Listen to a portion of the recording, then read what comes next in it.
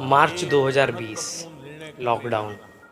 आज रात 12 बजे से पूरे देश में संपूर्ण लॉकडाउन होने जा रहा है। ये हम सब में से किसी को याद नहीं होगा। ये एक ऐसा समय था जिसे हम कभी भूल नहीं सकते हैं।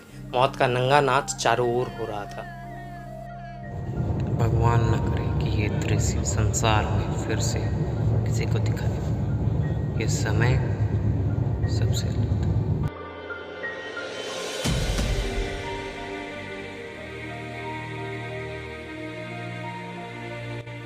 जहां हर तरफ लोग एक कमरे में सिमट कर रह जा रहे थे, एक घर में सिमट कर रह रहे थे।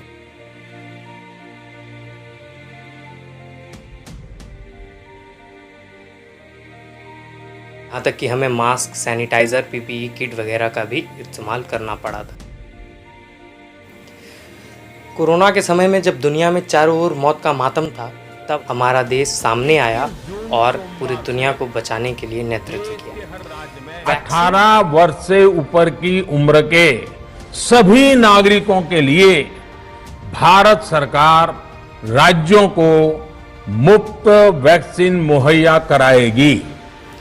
वैक्सीन हमारे देश में बन के तैयार हुई, लेकिन जो वैक्सीन को बनाने में जो साइंटिस्टों ने जो झेला, जिन जिन चीज़ों का उन्होंने सामना किया, जिस कड़ी से वो गुजर करके वैक्सीन बनाए हैं, वो आपको जानना बहुत ज़रूरी है। जो इस देश की मीडिया आपको कभी नहीं बताएगी, आपको हमेशा गुमराह रखने की कोशिश की है, तो कुछ ना कुछ ऐसे थे जर्नलिस्ट, ऐसे थे मीडिया जो आपको हमेशा गुमराह रखे। इन सब वैक्सीन बनाने की मेहनत है, यही है वैक्सीन वॉर। कितने बड़े गर्व की बात है कि भारत ने made in India corona vaccine बनाकर अपने देशवासियों के साथ साथ दुनिया के करोड़ों लोगों का जीवन बचाया। मेरा नाम है आकाश कुमार। मैं भारत के इतिहास और वर्तमान के मुद्दों पर वीडियो बनाता हूं। मैं कुछ चीज़ों को अपनी आसान भाषा से आपको समझाने की कोशिश करता हूं और आपको समझाना जरूरी समझता हूं, क्योंकि मैं अपनी देश और इसकी संस्कृति से बहुत प्यार करता हूं और मैं गर्व करता हूं कि मैंने इस भूमि पर जन्म लिया है। मैं ऐसे वीडियो बनाने को शौक नहीं समझता, मैं इसे कर्तव्य समझता हूँ। वसुदेव कुटुंबकम। वैक्सीन से जुड़े भारत के भगीरथ प्रयास, इसकी दुनिया में चर्चा हो रही है, हमारे वैज्ञानिकों की चर्चा हो रही है। हमारे देश से पहले बहुत सारे देशों ने बहुत सारी वैक्सीन्स बना ली, जैसे कि नाम आता है फाइजर, मॉडर्ना, जॉनसन। इस तरह के वैक्सीन्स मार्केट में भी आ गए थे और पूरी दुनिया में ये वैक्सीन्स लग भी रहे थे, लेकिन हमारे साइंटिस्ट को इस वैक्सीन पे भरोसा नहीं था और यही हुआ जाकर के बाद में मॉडर्ना, फाइजर जैसे वैक्सीन जो बता रहे थे कि हम 100% गारंटी लेते हैं कोरोना से आपको बचाने की, वही उनकी ग्राफ गिर करके 0 पे आ गई, जहाँ पे इन्हें बूस्टर का इस्तेमाल करने के लिए कहा गया।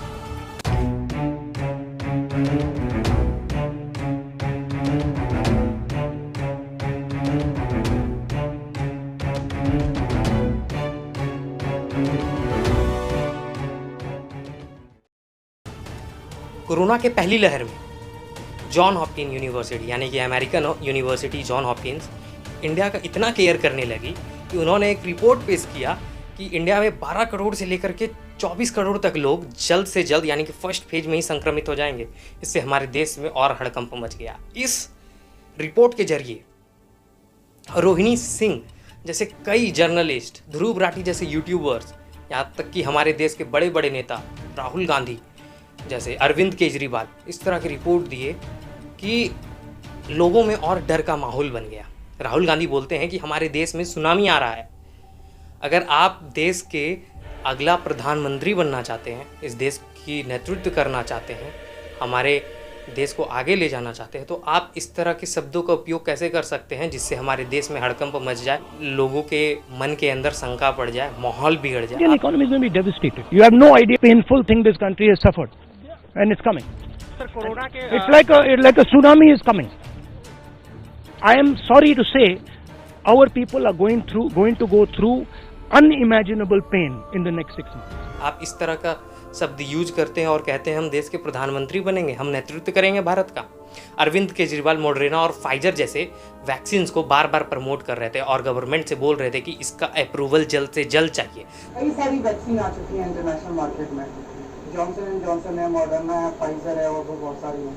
तो इनसे सबसे केंद्र सरकार बात करके केंद्र सरकार इनसे सारा इंपोर्ट करे और राज्यों के अंदर द वायर करके एक ऐसा चैनल था, अभी भी जो चैनल है द वायर, उसकी एक जर्नलिस्ट थी रोहिणी सिंह। उन्होंने बहुत सारे आर्टिकल्स लिखे, कुल 14 ऐसे आर्टिकल्स लिखे जिससे पूरे देश में हड़कंप मच गया। इसी आर्टिकल्स को सुप्रीम कोर्ट ने वापस लेने को कहा, 14 के 14 आर्टिकल्स को वापस लेने के लिए कहा और 100 करोड़ का चार्ज भी शूट किया गया। तो चलिए हम आपको बताते हैं वैक्सीन वार की सच्ची कहानी।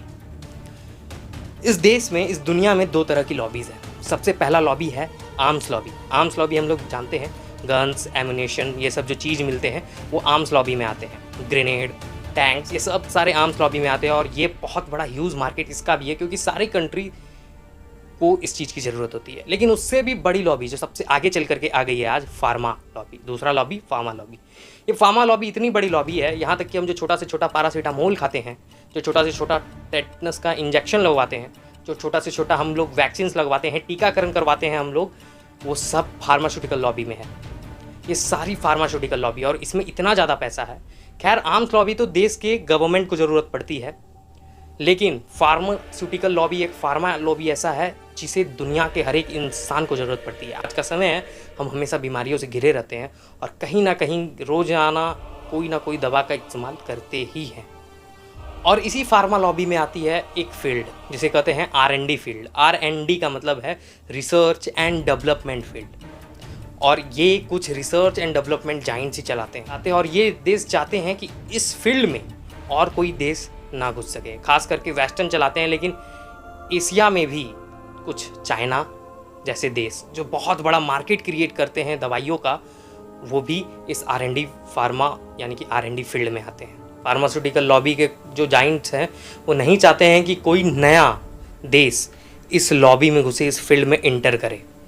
इसी को लेकर के जब हमारे देश की सबसे बेहतरीन वैक्सीन कोवैक्सीन को लॉन्च किया गया, तब फर्स्ट ही फेज़ में WHO ने कुछ लिमिटेशंस, कुछ बाउंड्रीज़ दे करके हमारे वैक्सीन्स को रिजेक्ट कर दिया। ये बहुत बड़ी डिप्लोमेट्री पॉलिसी जो उन्होंने यूज की थी।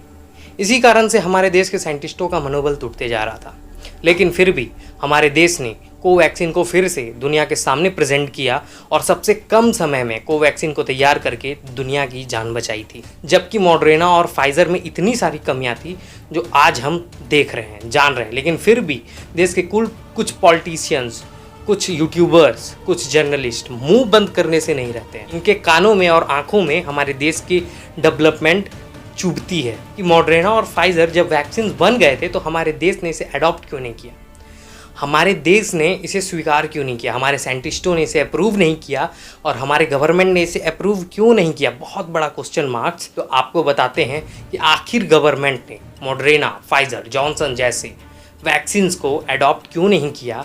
सबसे पहली बात, मॉडर्ना और फाइजर की जो एक्यूरेसी थी, जो भी एक्यूरेसी उन्होंने बताया था 100, वो जा करके लास्ट में 0 हो जाती है और हमें क्या असर पड़ता ये आप जानते ही हैं। दूसरी पॉइंट ये थी मॉडर्ना और फाइजर में कि उन्होंने गारंटी नहीं ली थी मनी बैक करने की। पहले तो उनका जो एडवांस पेमेंट था, जो उन्होंने एडवांस, उनका डिमांड था, वो बहुत ज़्यादा था, कई 100 करोड़ों का एडवांस था। ऊपर से उन्होंने ये भी बोला था कि अगर हमारे कुछ कंडीशन के कारण हम आपको लिमिटेड अमाउंट में ही वैक्सीन प्रोवाइड कर पाएंगे और हो सकता है कि हम जो आपका डिमांड रहेगा उसको हम पूरा प्रोवाइड ना कर पाएँ। अब एक बात बताइए, अगर आप कार खरीदने के लिए जाते हैं और सामने वाला व्यक्ति आपको बोले कि हम कार तो देंगे सर, लेकिन इंजन रहेगा कि नहीं रहेगा इसका कोई गारंटी नहीं है, और हम उसके बाद पैसा वापस नहीं करेंगे, क्या कार आप लेंगे? उसी तरह से हमारे गवर्नमेंट ने मॉडर्ना और फाइजर वैक्सीन को इंडिया में अप्रूव नहीं किया।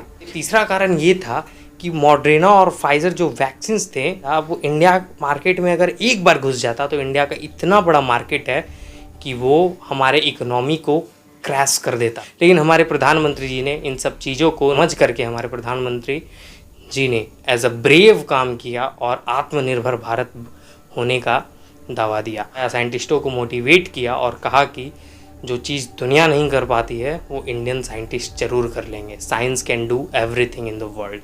और एक सबसे बड़ा रीज़न ये भी था कि अगर मॉडर्ना और फाइजर के पेरेंट कंपनी अगर हमें प्रोवाइड नहीं कर पाते हैं, या तो फिर उनका कोई भी ऐसा केसेस होता है जिससे जो वो फुलफिल नहीं कर पाते हैं, वो भी केसेस होंगे, जो भी सुनवाई होगी वो न्यूयॉर्क हाई कोर्ट में होगा, सिर्फ न्यूयॉर्क हाई कोर्ट में होगा। और इसका कोई गारंटी नहीं है कि हमारे साथ क्या होता। इंडिया ने 2000 में आईटी रिवॉल्यूशन किया था और 2023 में बायो रिवॉल्यूशन कर रहा है। जैसे इंडिया ने 2021 और 2022 में दुनिया को शो किया कि हम आत्मनिर्भर हैं, हम कुछ भी कर सकते हैं, हमारा देश बायो में भी आगे है, हमने वैक्सीन्स बना के दे दिए, बहुत सारे मेडिसिन क्रिएट कर दिए, उसी तरह से दुनिया में भारत सबसे आगे नेतृत्व कर रहा है हर चीज़ को। लेकिन सच बात तो ये है, कुछ वामपंथी यानी कुछ लेफ्टिस्ट पीपल को, जर्नलिस्ट को ये चीज़ दिखाई नहीं देती थी। वो लोग ये तो बताए एक झूठे हॉपकिन यूनिवर्सिटी के रिपोर्ट पे कि इंडिया जो है इतने यानी कि 12 करोड़ टू 40 करोड़ लोगों के बीच में संक्रमण फैल जाएगा, ये तो बताए, लेकिन ये भी नहीं बताए बाद में कि ये रिपोर्ट गलत था। जितना खतरा हमें आतंकवादी से है, जितना खतरा हमें नक्सल से है, खतरा आज के समय में इन कुछ जर्नलिस्ट से है जो हमें गलत राह पे ले जाते हैं, जो हमें गलत इन्फॉर्मेशन देते हैं, जो हमारे देश में अपने बातों से, अपने गलत इन्फॉर्मेशन फैक्ट गुमराह करते हैं, या हमारे बीच में आतंक फैलाते हैं। और मैंने सुना है आजकल एक मूवी आई है, एक फिल्म आई है, the vaccine war. Vaccine war नाम की फिल्म आई है। मैंने सुना है कि भारत में कोविड से लड़ाई लड़ने के लिए हमारे देश के वैज्ञानिकों ने जो रात दिन मेहनत की, अपनी लैब में एक ऋषि की तरह साधना की, और उसमें हमारी महिला वैज्ञानिकों ने भी अद्भुत काम किया। उन सारी बातों को एक बढ़िया तरीके से वैक्सीन वॉर फिल्म अभी जो आई है, शायद इसी सप्ताह आई है, उसमें इसको दर्शाया गया है। मैंने पहला ही शो यानी कि फर्स्ट शो जाकर के देखा इस मूवी का। उस दिन 28 तारीख को मेरे आंख में लिटरली आंसू भर आए जब हमने देखा। हमें अंदर से बहुत बुरा लगा कि पूरे हॉल में माँ 2 लोग हैं। जय श्री राम भाइयों, मेरा नाम है आकाश कुमार।